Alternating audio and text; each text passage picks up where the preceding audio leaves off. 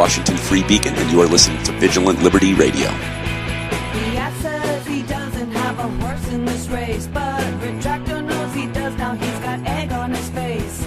The donkey's on the left, got owned by a kid. They can say it was a crime, but Retractor knows what. At Independent Journal Review, we publish news that is objective, fair, and entertaining. As one of the top websites in the United States, it's our duty to bring the absolute best to our readers. Readers like you. IJReview.com, your number one source for news and entertainment.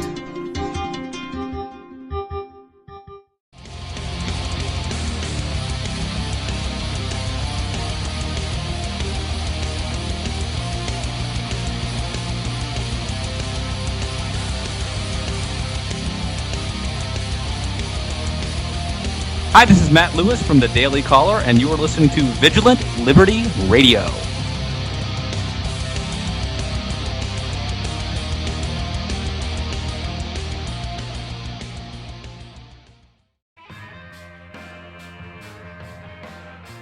Hi, I'm Dustin Hoyt with America Our Way, and you can hear me right here on Vigilant Liberty Radio at 10/9 Central on Thursday nights. We bring you the best in political commentary from the right-wing, conservative, libertarian perspectives coming together and bringing the best content on the internet. Be sure to tune in every week for your favorite shows. Follow us on Facebook and Twitter.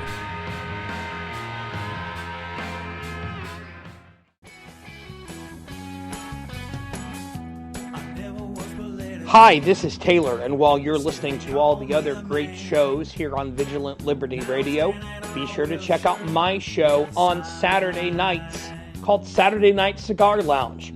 You never know what we're going to talk about. It's always a fun time. That's Saturday Night Cigar Lounge, Saturday nights, 10 p.m. Eastern, 9 p.m. Central, here on Vigilant Liberty Radio.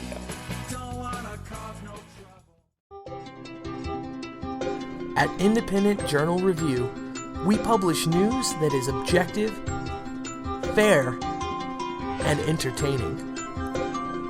As one of the top websites in the United States, it's our duty to bring the absolute best to our readers. Readers like you.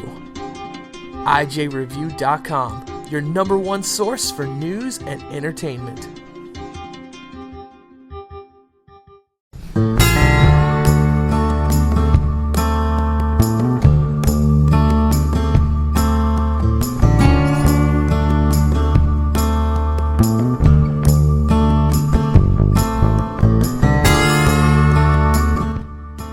Folks, welcome to the show. Welcome back to the second half hour. This is The Right Mics with Mike Miller and Michael Hausum. Thanks so much for listening. By the way, if you want to follow in, get involved in the conversation that we're having on Twitter, please do so. It's at The Right Mics, and Mics is M-I-C-S. And Dan is already, well, this was a little while ago, Dan was commenting with 3 short letters, OMG, about Chris Christie's LMFAO. You know what, Tapson? I want to ask you this question. You heard about that, about Chris Christie's Political Action Committee, the Leadership Matters for America org, LMFAO, right? Yes. Okay. They didn't think that went out too well. Well, that's my question, dude, to you. It sounded you have to be careful to me with like acronyms Miller... these days. What? Sorry, you have to be careful with acronyms these days.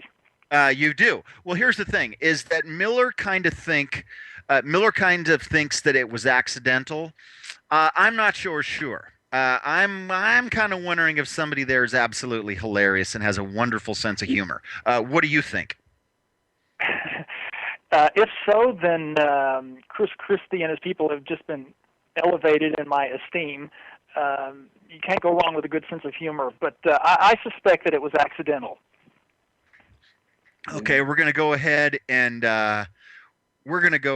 put Tapson down for accidental. Yeah, Mark, I said that if it was intentional, if it was somebody there that was amazing, that Christy just goes right to the number 2 on my list immediately. Yep. You know, it's funny, Mark. You and I last night were talking about the difficulty in the world today to distinguish between satire and reality. Oh my God, And yes. I would put this down as one of those types of things. Yeah, we live in very satirical times. It's virtually impossible anymore to distinguish between an actual news item and something from The Onion or Duffel Blog or any of a number of satirical sites out there. But that's what good satire is when it's so close to the truth that a lot of people buy into it. So, Right. You know, we've talked on the show, Mark, about kind of like in the vein that Leno used to put something up and that was ridiculous on eBay and say, did it sell or did it not, or was it real or was it not there? And we've talked about doing that on the show. You know, okay, here's a story. Is this The Onion or is this real life? Because to your point, to Housem's point, we talked about it earlier. You know.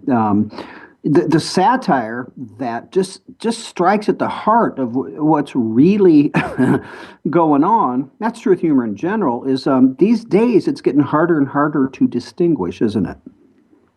Oh, definitely. I mean, you can pick almost any headline these days, and it's often just so outrageous and the opposite of common sense that you can't believe that it's really true. But unfortunately, those are the times we live in. Yeah, well, what it does do, I mean, you know, like you mentioned, The Onion, also the Daily Current is another one.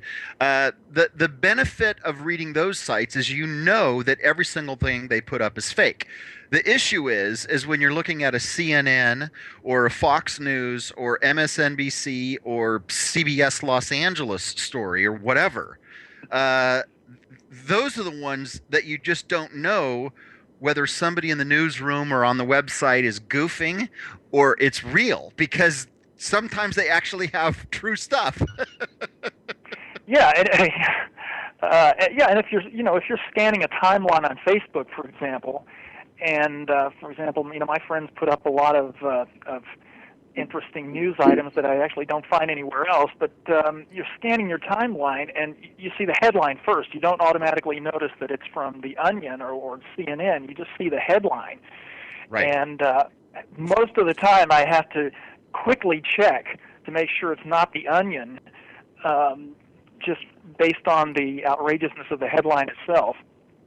Right. Like I just saw a story the other day about this woman in the UK who's proposing to marry herself. And as far as I can tell, it is not satirical. It is an actual thing.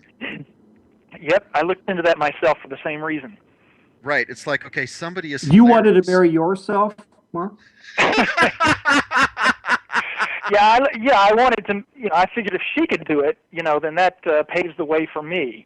Now see, Housem, I would have thought, dude, if you would have asked me who would say that to us, I would have thought it would have been Phyllis. All right, but we have distinguished writer Mark Tapson announcing on nationwide streaming radio that he looked into marrying himself. That's news breaking. Oh, I can just picture the I've long been a secret admirer of myself, and I think it's time that I make my affection publicly known. See, now Bruce Jenner's pending announcement pales by comparison. Mark, I could just picture up in the valley early in the morning. Anna, girls, good morning. I need to talk to you guys. That would be a single ring ceremony, wouldn't it? Well, in the selfie world, if you didn't. That's a good question. I haven't looked into all these details yet. I think since there's no tradition for this, you could pretty much establish whatever kind of tradition that you want for yourself. Yeah. Oh my gosh! It reminds me. One of my favorite follows on Twitter is an account called Oscar Wilde. I presume it's not the English writer for obvious reasons, but he had one yesterday. It was something to the effect of inquiring at a furniture store if the beautiful portrait was for sale. And the response was something along the lines of, "That's not a portrait, sir. That's just a mirror." That's a good one. So you don't think that's really attributable to Oscar Wilde? Well, it's attributable to. Well, it totally sounds like Oscar Wilde. He did write but the to me, Portrait of Dorian it might Gray. just. Wait, what, Mark? He did write The Picture of Dorian Gray, the novel about That's exactly the right. painting that Oh, that's painting awesome. that ages while the subject doesn't. Yeah. Now, okay, Mark. So a little bit of fun there, but you've written a couple things lately that I do want to talk about, and the two that are not yet they're so recent, they're not yet up even on your blog, and I'm going to give you the option. One's at Acculturated, and one's at Front Page. One's about Benedict Cumberbatch, who I bet you Mike has no idea who he is. I know exactly who he is as of this morning. Okay. Because I knew Tapson was coming on. And see, Hausum gives me crap all the time, Mark, because I know, well, I don't know nothing, but I know next to nothing about movies and TV shows and all those folks. So, yeah. You're not missing a lot. Well, didn't you think that Sherlock was brilliant with him, Mark? Well, I think he's got a big fan base. He really does. I think he's a good actor, and despite his cumbersome name, he's becoming kind of a household face, if not a name. But yeah, I wrote a piece about him recently because he made a very innocent gaffe during an interview with Tavis Smiley on PBS, and they were talking about diversity. They were talking about diversity in the film industry, in the British film industry. And in the course of that conversation, Cumberbatch used the phrase "colored actors," not actors of color, as would be politically correct to say, but he used a rather outdated term. And if you watch the interview, I mean, it passes by very quickly. I almost didn't catch what he said, but apparently a lot of people on the internet did, because there was the usual internet outrage about this racist term that he used. And what's rather pathetic is that this was in the context of a conversation, as I said, about diversity in the UK and UK film industry, and Cumberbatch was saying that it's a problem, and we need to do more to address this. So it was, it wasn't like he was throwing around the N-word at a KKK rally. It was something that exactly. It wasn't. And who knows? I mean, I don't know. Popular phrasing in Great Britain as it relates to speaking of people of color or blacks or whatever have you. But does anybody know whether or not that's just maybe something that is said there without any intent, as he was wrongfully accused of having? Yeah, that's a good question, and I haven't been able to find anything out about that. It did occur to me that maybe it's more common in the UK, but the fact that he subsequently issued a very groveling apology and didn't mention the fact that, sorry, we're used to saying this in the UK, and I forget that it's not, PC in America. He didn't say anything about that.